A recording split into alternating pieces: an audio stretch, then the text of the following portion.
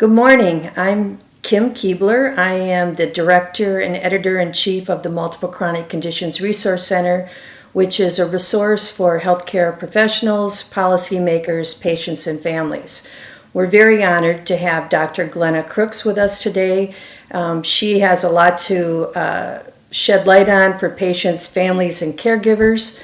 And just to introduce her, she is a PhD and has a broad and deep private sector experience in healthcare. She was a presidential appointee under the Reagan administration and was responsible for U.S. public health policy. She has also served as a global vice president of Merck Pharmaceuticals' vaccine business. She is a consultant and trusted counsel to government and healthcare leaders globally. She has received multiple awards for her work in public health and academically. She is a fellow of the University of Pennsylvania Center of Neuroscience and Society and the Drexel University Center for Population Health. She is here today to discuss her recent research that began with the intention to help overloaded people remain in the workforce, which led to her recent book, The NetworkSage: Realize Your Network Superpower. At the request of healthcare clients, she has applied these insights into multiple patient and caregiver journeys that include cancer, food allergy and asthma management in children, rare diseases, organ transplant, and drug side effects. She is currently working on a new book that applies network insights into aging in place. This book is titled Longevity Pioneering: Building Networks to Remain in Control of Your Life. This is currently in press. Very impressive, Dr. Crooks. As we focus on patients with multiple chronic conditions and their caregivers and family and care partners, your research identifies what you call life networks. Can you tell us what that means and what that's all about? Yes, Kim, and thank you so much for the invitation to be here today. I'm really looking forward to this. I think it would be good to go back to the origin of how this came about, because when people understand that, they'll get a lot of what I'm about to say, but they'll also be able to apply it in situations that we don't have a chance to talk about today. So, as you mentioned, I was a consultant working with businesses and governments around the world, uh, trying to solve tough healthcare problems. We have a few of those. And you know how it is, you work a long day with people, you have a long dinner that night, maybe they have their second glass of wine and they let their hair down.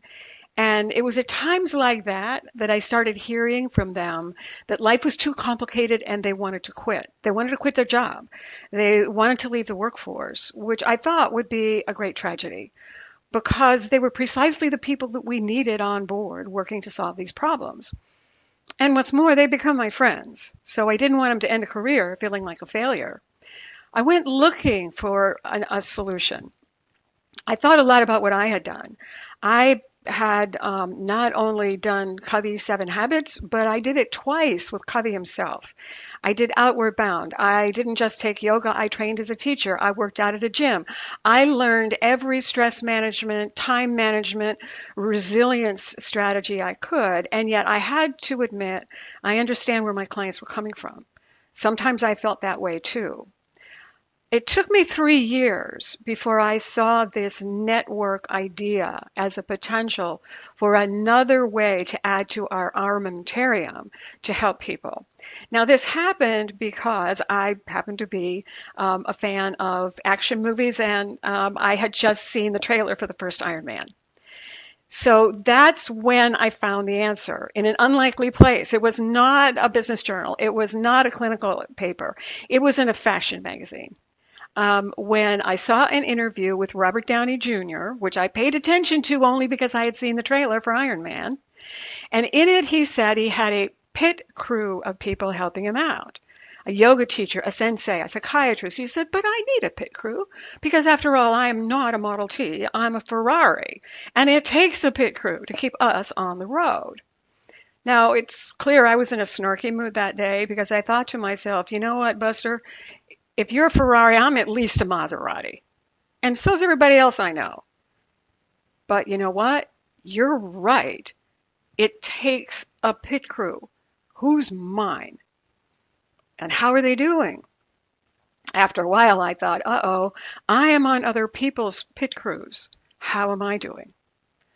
Now, without realizing it, a few years before, I had looked at pit crews, and I think a lot of us do, but only in my business. I had had a consultant who said, why don't you make a list of everybody you have to manage in order to have this business? This is very much like an org chart that we would have in our organizations, or a project scope chart where we would look at the multidisciplinary groups that we might be working with across inside and out our organizations. I had done that too, but only for my business, not for my life. I knew that in my business I was managing 150 people. Now, that wasn't all internal. We were a small, niche firm. But when I thought about my clients and, sometimes their bosses or staff or their customers they had me working with, that was the number. But I had never looked at my personal life. So I put a blank sheet of paper on the kitchen counter and I kept track. And maybe I ran into somebody running errands, or I got a phone call or a bill arrived, and I made a note of all of those people. When I quit, thinking I was done, there were 137 people on the list. Now, my first thought was, am I high maintenance or what? And then I realized that compared to most people I know, I have a pretty simple life because I don't have a spouse, so there were no in-laws or his friends or colleagues on my list. I don't have children, so there were no teachers or coaches or orthodontists or other soccer moms on my list. My elderly mom was healthy at the time. She didn't need me for anything except fun and love. I didn't have a dog. I didn't even have a cat. Now, I found ways to better manage my own life. And over a period of years, I started looking at that list to see if it made sense in different ways that I could organize it. Now, I'm a social scientist by training. And so I tried a number of different ways to do that. And over the course of close to 6 years, tested this structure both with people, ultimately 1,000 people ranging in age from 7 to 87, but also tested it against the social science literature in terms of what was showing up that made sense about the way that we connect with and are with other people. So out of that came 8 life networks. Now, life networks are distinguished in that the people in them come into our lives and they stay for a very long time. They don't stay forever because our paths diverge. We go different ways. Sometimes people pass away, but they stay for a very long time. This way of organizing the architecture of all of these connections is proven to be very intuitive. Now, the first 5 of these 8 I call birthright networks because we were born into them. Our parents created these for us. Now, granted, right from the time we were very young, we started shaping these networks to suit ourselves. But even as we grow up, we never outgrow the function that these networks were intended to provide. So here's the first 5, the birthright networks.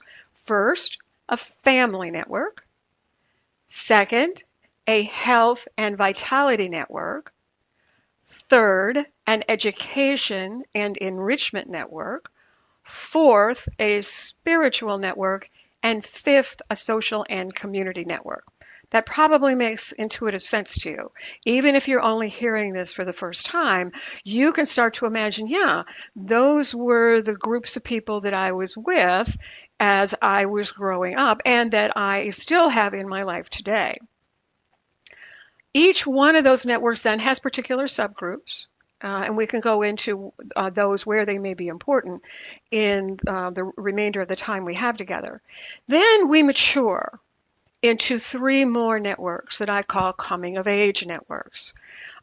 First, a career network, which is where we usually think about networks and networking, although frankly, we're networking all the time, even when we're not in our job.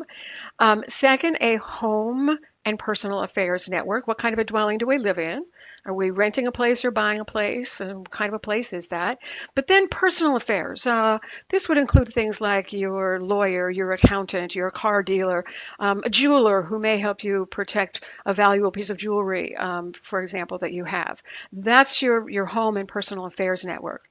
Then you have a network that I call Ghost. I did not go looking for Ghost, but they kept showing up when I talk to people. All of my research is ethnographic. I sort of sit inside life with a person and look at everybody around them. That's the lens I use. Who are the people in your life? Well, what happened when I asked people about that is that they kept talking about people who used to be in their life, but were no longer. And that's who ghosts are, for the most part. Now, what emerged out of ghosts, and this is important, so I want to spend just a minute here. We've got several types that emerged in my discussions. The first one I call friendly. These were the people who loved you and you knew it. For me, it was a paternal grandfather. He passed away when I was 4.5. And except for family photographs, I don't really remember what he looks like. Boy, do I remember how wonderful it was to sit in his lap. I knew I was loved and I knew I was safe and cared for. And that is an experience that I hope everybody has had at some point in their lives. When I have a bad day, it's Grandpa Crooks I should be thinking about and how he cared about me. Unfortunately, I think about the other kind, the ones I call hungry ghost. These are the people who left you with a bruise and a hole in your heart.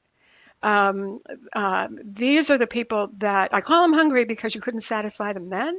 And you cannot satisfy them now, but you're still trying. Not with them because they're not here, but with people or in situations that remind you of them. One of the reasons I wanted to mention this is that I think we in healthcare are hungry ghosts for a lot of people. I saw a photograph on LinkedIn the other day. A friend of mine who's an emergency medicine physician, her daughter had a medical problem that she couldn't solve herself. So she took her daughter to the doctor, and there was a photograph of her daughter sitting in her lap while another physician was using some kind of an otoscope to find a bug that had gone into her ear. Now, one of our friends, another physician, wrote in and commenting on that and how wonderful it was to see a child sitting in a parent's lap as opposed to feeling alone on a cold exam table. Well, I remember being a child alone on a cold exam table, so that resonated a lot with me. We in healthcare, I think, create hungry ghosts that become barriers to people reaching out to us for care when they need it, which is one of the other reasons that I wanted to mention and spend just a little bit more time on ghost. And then finally, there's another kind, and this is important to people who've got chronic conditions as well, and especially multiple chronic conditions. Every network that we are in has a center of gravity. I learned this playing tennis, although I didn't realize it at the time. When I played tennis with a better player, my game was better, and that's why. If we're below that center of gravity in our network will pull us up. On the other hand, if we are above that center of gravity or trying to get there, the center of gravity will pull us down in the network. So I didn't have this insight at one point when I was talking to a friend of mine who lives on the Texas border, is a Hispanic woman who is absolutely convinced that she will follow in the footsteps of every member of her family, get diabetes, and eventually be an amputee. And no amount of conversation with her about how changing her lifestyle could help or whatever, now I understand her dilemma in an entirely different way, is that she is in a network, whereas if she tries to become healthier, the network is going to pull her back. And that really is one of the major challenges that I see in my research in working with people with chronic diseases. So one of the reasons why I wanted to call out that particular part of the ghost network as well. So those are the 8 life networks. Glenna, thank you. That was very insightful. You're critical of the patient journey maps and burden of illness scales. You also believe that our current approach to the social determinants of health are too limiting. Why is that?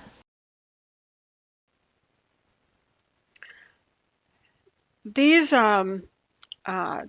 these of my concerns come from the research that I've done with people.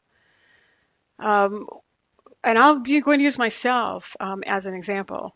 I was diagnosed with celiac disease. The burden of illness for celiac contains a question that says, "Do you have a problem socially with celiac?" Where the reality is, I am social in 8 different networks.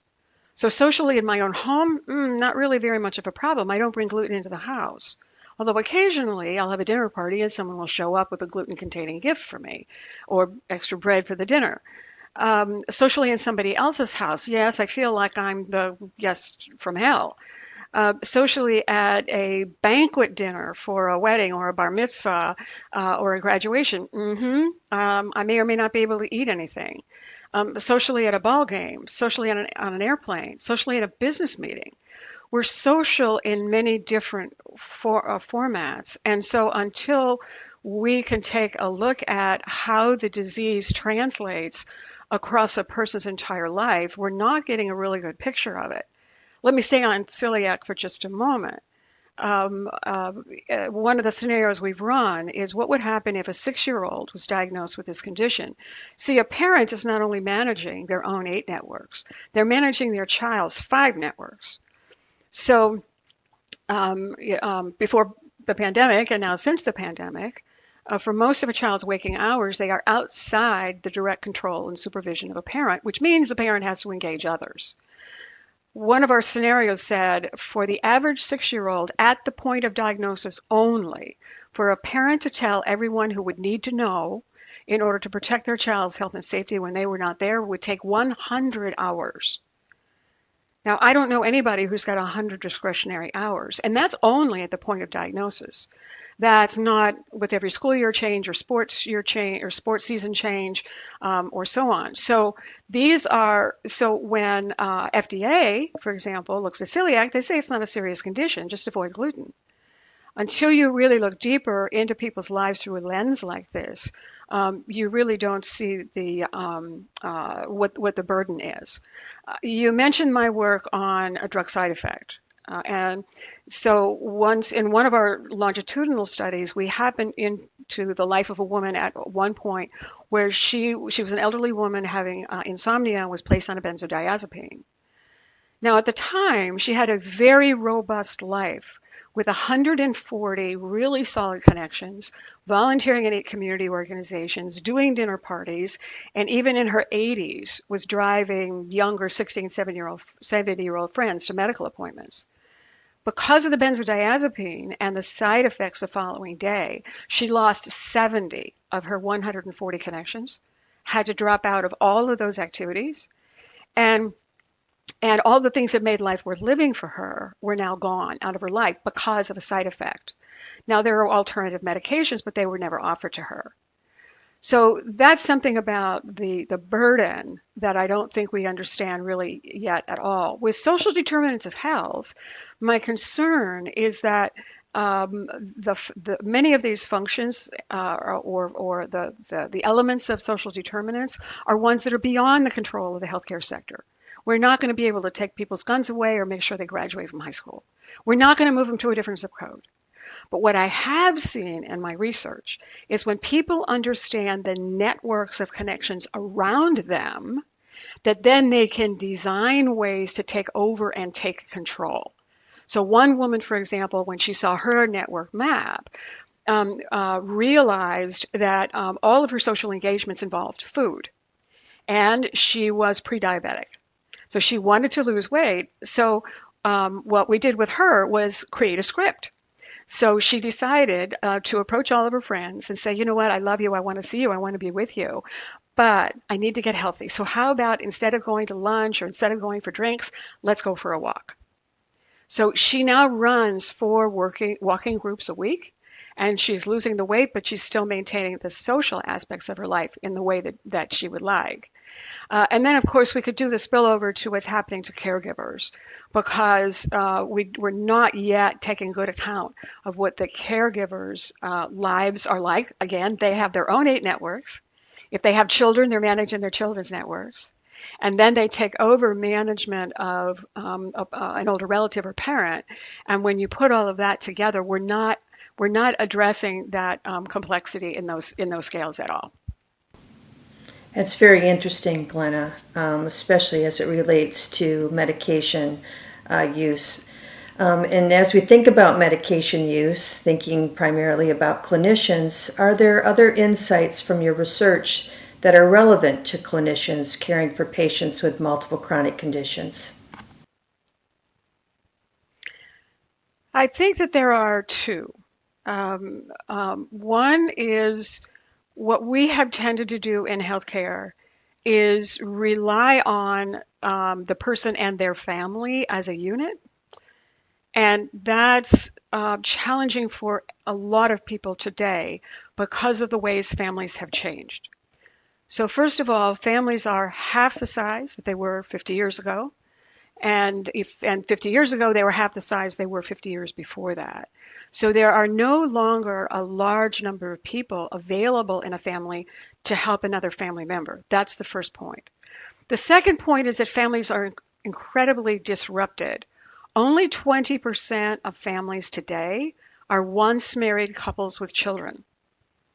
80% are either single parent or divorce blended, maybe remarried families in complicated configurations, or grandparents raising grandchildren principally because of opioids. So these kinds of disruptions add to the inability of family members to cooperate and collaborate to take care of one another. The other thing is that in this country, families are geographically distributed. So 40% of Americans live an average of 700 miles from family. Now, most people and most clinicians would probably know the term elder orphan. That applies to about 14 million Americans right now, people who have no family at all because they have survived everyone else. But 25 million boomers never had kids. So if they divorce or they outlive their spouse, they're destined to be elder orphans too.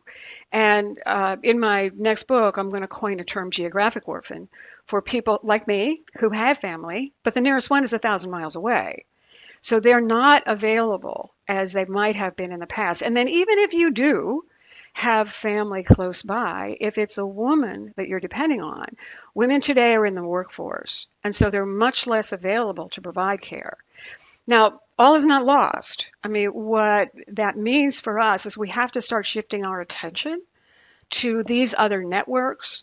And when we're working with people in the right settings, find out if those other networks are available to them or even known to them. My research suggests that we all have far more support than we realize. It's just hiding in plain sight. We've not had a structure to help us think about it and to organize it quite this way. But once you have a structure, once you have a framework for looking at it, then you start seeing who the other people are that can join us and in helping each other to stay healthy. And then the other thing would be the complexity that we're subjecting patients to that we don't quite see. We've done a number of our expanded person journeys in the context of a more narrow patient journey. And it's incredible the number of people in the healthcare setting that a patient needs to connect with in the course of managing even one disease, much less a set of multiple chronic conditions that, especially when they involve multiple specialist physicians. Absolutely. Very insightful information to share with our multiple chronic condition resources. Is there anything that stands out for you that you would like to share with either patients, families, healthcare clinicians on your work, your experiences, your upcoming books and publications? Well, what I would say is that except for my books and podcasts like this that I'm doing right now, there's not a vast set of resources out there yet, but there will be in the future. In the meantime, if anyone viewing this podcast would like information about some of the case studies that I have mentioned, one about celiac disease, another about celiac cancer, I have an in-depth study of 44 weeks in a woman's life as she was seeking a diagnosis for chronic cough that looks both at what happened to her on the clinical side, but then also what was happening to her in her life at the same point in time. I have a variety of these studies available, and if somebody wanted to contact me, I would be very glad to provide them with that information before eventually it makes it into the mainstream. We'll make sure that we include links below in our podcast for that information so that the viewers can access that. Okay, well, thank you so much for this information, and we are very appreciative of your presentation today, and we will promote the case studies underneath this podcast. Thank you, Dr. Crooks.